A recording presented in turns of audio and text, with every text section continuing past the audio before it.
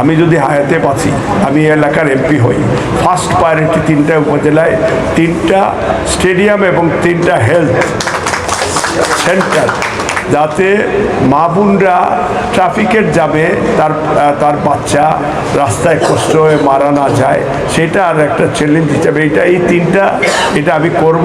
আজকে আপনাদের সাথে কথা দিলাম, এটা আপনারা লিপিবদ্ধ করে রাখেন। আমার এই বাড়ি আমি আগামী কালকের থেকে আমি ফ্রি চিকিৎসার একটা পিছনে আমার প্রায় 1.5 বিঘা জমি আছে। আমি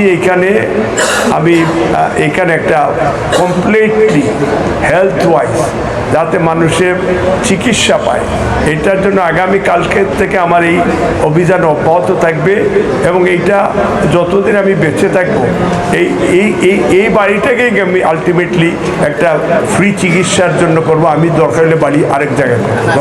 ডাক্তার আমরা ব্যবস্থা করবো। আমাদের ডেবের সাথে কথা হয়েছে, ডক্টর জাহিদ ভাইয়ের সাথে আমার কথা হয়েছে, ওনারা ডাক্তার দিয়ে আমাকে সাহায্য করবেন।